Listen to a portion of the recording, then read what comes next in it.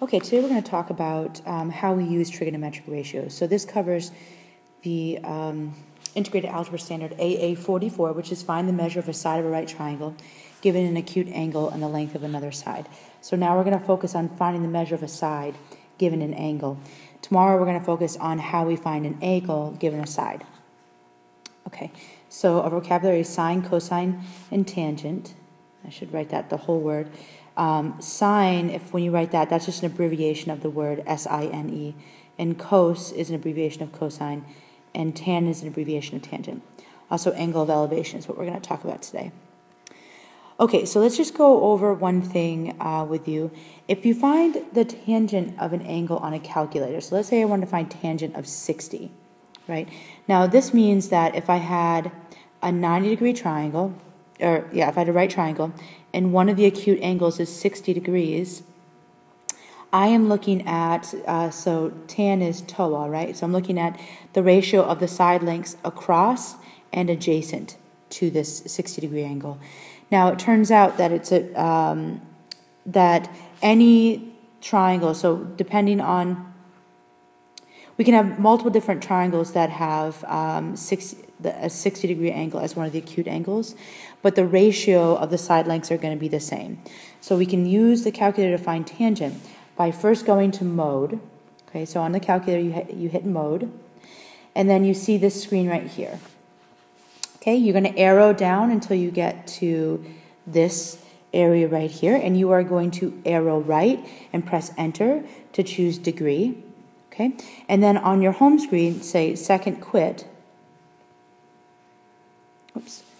Second quit. And then on your home screen, you are going to enter tan of 60. Now, there's two ways that a calculator can think of an angle. There's two ways to measure an angle. One is a radian, which actually turns out to be a little bit better than a degree.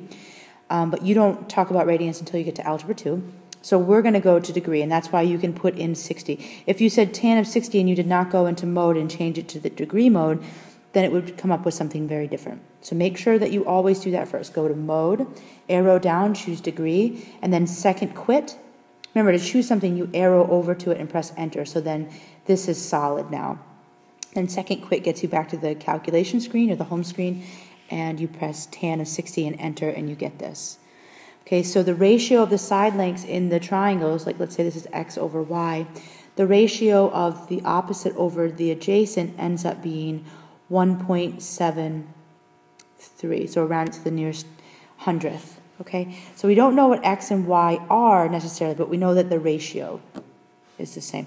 Remember, this means that like anytime you have a right triangle with a 60-degree angle in here, any triangle that is like this, so I could make an even bigger one like this, and this is 60 degrees. Clearly, this side length and this side length aren't the same, and this side length and this side length aren't the same. But since they are dilations of each other, the ratio of the side lengths are the same. And that's why we can always get the ratio of the side lengths. We may not be able to cover what the individual lengths are, but we can recover the ratio of them. And that's because every triangle that's a 60, 30, 90-degree triangle, the ratio of all the side lengths are the same because they're dilations. That's what we learned about dilations for. Okay? All right, so let's use that information in order to solve this. So let's say that I gave you a right triangle, and there's one of the acute angles is 37 degrees. We know one of the side lengths, but we know nothing else. So we know it's a right triangle, so we know one of the angles. We know the other acute angle, and we know one of the side lengths. Okay, from here, we can actually solve for all side lengths and all angles. Okay. First of all, it's easy to solve for this other angle because we know that everything must add up to, in this number we don't know, x, or this other side length, right, or the other angle measurement here, has to add up to 180. So what you do is you add these two together, and then you take 180 and you subtract 127, and you get 53. So this is 53 right here.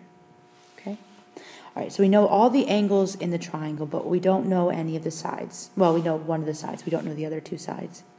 If we had this side here, we could use the Pythagorean theorem to get the hypotenuse. So As long as I have two sides in a triangle, a right triangle, I can get the third with Pythagorean theorem. So let's work towards getting what side length x is. Okay, so this is how you set it up.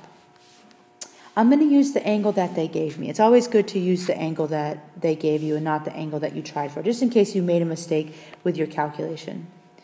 So I'm going to focus on this angle for a minute and look at the side lengths that I am, well, that's not really helpful. I'm going to look at the side lengths that the one that I have and one that I'm looking for in relation to the angle that I've been given. So according to 37, x is the opposite. And according to angle 37, the 22 feet is the adjacent. So I'm going to pick one of my ratios that compares the opposite over the adjacent, and that's going to be my tan.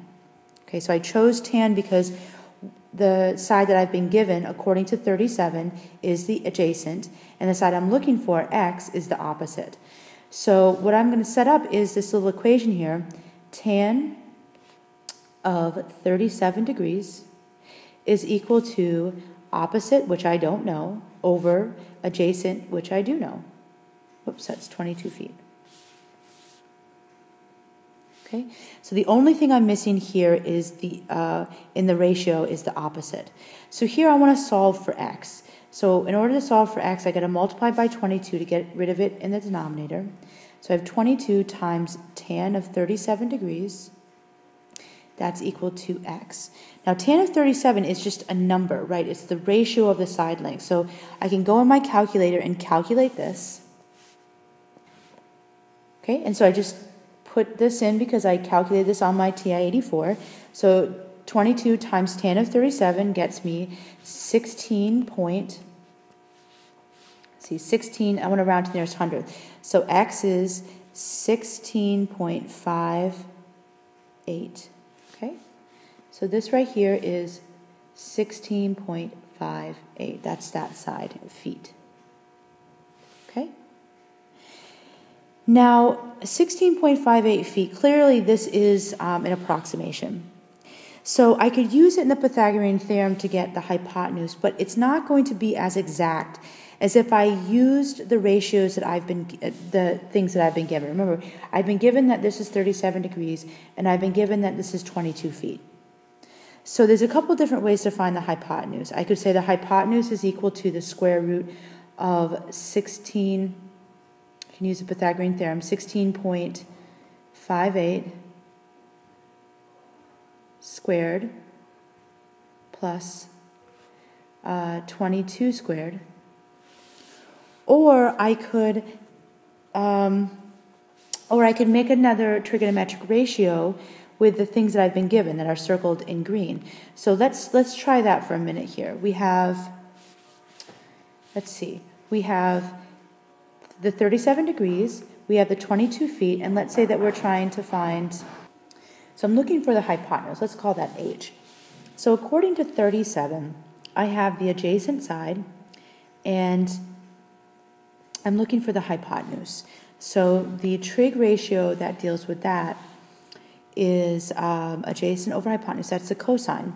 So if I set up another equation here, cosine of 37 degrees is equal to adjacent, which I have, 22 over the hypotenuse that I'm looking for. Okay, and let's solve for h. So to get h out of the denominator, I got to multiply each side by h. That cancels there. I have h times cosine of 37 is equal to 22. Now to get h by itself, I have to divide by this number, cosine of 37. Okay, so I have h is equal to 22 divided by cos of 37 degrees. Okay, and I'll take my calculator out and perform this. Okay, and I took my calculator out and I did this, and I ended up with 27.5. So this rounds to 27.55. Okay, so 27.55 feet. Now let's say that I had used Pythagorean theorem. So up above, I have the Pythagorean theorem calculation, right? That's this calculation right here. Let's see what I would have gotten if I had used this approximation. 16.58 is an approximation. So if I had used that approximation, let's see how close I would have gotten. Okay, so it ends up actually being just about the same. Actually, you know, when you round to the nearest hundredth, it would be the same. It'd be 27.55. So, you know, that wasn't so, I mean, clearly it's not so far off. It's about the same thing. You can see that when we get beyond the hundredths place, this, yeah, in the thousands place, this one has a 6 and this one has an 8. So there is a difference after that, but it doesn't appear to be, you know, it's not that significant a difference. So it depends. I mean, I'd rather use the calculations that they gave me because every once in a while it will make a big difference in your calculations. So I just sort of err on that side. But there's 2 ways of doing this. Okay, you could use a Pythagorean theorem, or you can use the cosine in order to achieve that. Now, I said find all the lengths of the right triangles, so I did that. I have 22 feet, 16.58 feet, and 27.55 feet. Meanwhile, I solve for that third angle. Okay? All right, let's try another one. Let's say that we have 2 right triangles, and on the hypotenuse of one right triangle, I've put the side of another right triangle. And I want to find the length of AC, okay, this is C up here, AC to the nearest integer, and I want to find the length of DC. Whoops. Let's see. Oh, okay. Maybe I'm missing. Let's say DB. Say we're trying to find the length of DB because DC would be this length right here. So that's not the one I'm looking for. I want to find the length of DB.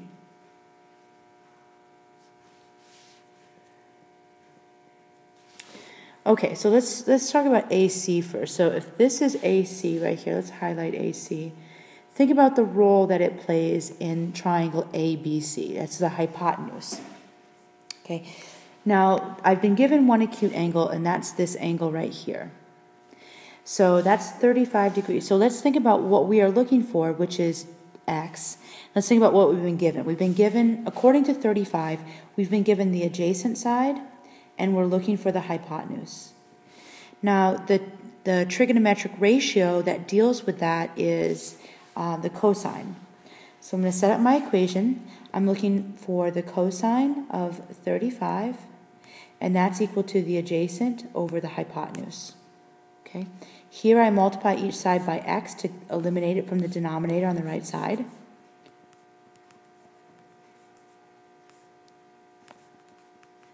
Okay. Now I want to divide by cos 35 in order to get the x isolated.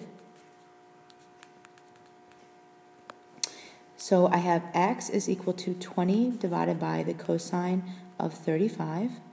Okay, I'm going to pull out my calculator and do this calculation. Okay, once I've done that calculation, so remember, to get a fraction like this, you use alpha, the alpha key, the green key, and the y equals key. And then you have a fraction. Make sure your calculator's in degree mode so that you can get this. So my side length is 24.42. And I'm not given any units there, so I'll just put 24.42. So that's the answer to the first question. Now, if I'm looking for dB, let's give myself a little bit of space here. If I'm looking for dB, let's think about, I've been given this acute angle right here, this 65, and I really don't have anything else here. So let me think about what I can do. Okay, well, this hypotenuse I can get because it's the side length of this larger triangle. All right, so to find that hypotenuse, to find AB, so first I have to find AB. That's going to be equal to the square root of 24.42 squared minus 20 squared, right? It's the hypotenuse squared minus the side length squared. It's minus because you've been given a hypotenuse and you're looking for one of the legs. All right, so when I do this, I get 14.01. Okay, so that's the hypotenuse here. Now I can try to figure out dB. So now I'm looking for this thing, this x, and I can figure that out with let's figure out what trigonometric ratio we need. Okay, according to 65, x is the opposite.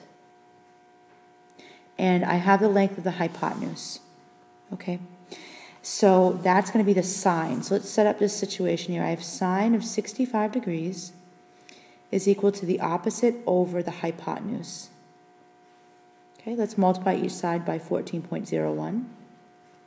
So 14.01 times sine of 65 is equal to x. So I get 12 points. Okay, so this is, if I round it to the nearest hundredth, this makes the 9 round up to a 10, and the 10 makes this round up to a 7. So I have 12.70. Okay, so that is my second answer. All right, and we don't have any units, so I don't need to write the units down. Okay, that's all the problems that we have to do on this page. Let's try another one. Okay, this is a classic problem. This is an angle of elevation problem. So at a point on the ground 39 meters from the foot of a tree, the measure of the angle of elevation of the top of the tree is 42 degrees. Find the height of the tree to the nearest meter. Okay, so let's draw a picture of this. So at a point on the ground 39 meters from a foot of a tree. So I'm dealing with a foot of a tree. So let's draw this foot, this tree. So there's a point in the ground 39 feet from the tree.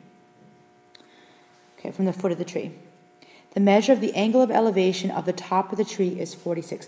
So angle of elevation right here means that if you drew a line between this point and the top of the tree, it would create an angle of 42 degrees. Okay, so let's imagine that this goes right up here. So we have this triangle right here. Okay. Now, if we're trying to find the height of the tree, that's this side of the triangle. Let me highlight that. That's this side of the triangle. That's what I'm trying to find. So let's see. Let's label this with an X. All right. Let's think about what we've been given. We've been given the 42-degree angle, and the 39 feet, according to angle, relative to angle 42, is the adjacent side. So we've been given the adjacent side. We are looking for the opposite side. The trig ratio that deals with that is tan. So we're going to go tan of 42 degrees is equal to the adjacent side, which is x, over, that it's going to be 39, that's the adjacent, over x. So we're going to have to multiply each side by x. X tan of 42 degrees is equal to 39. Then divide each side by the number tan of 42.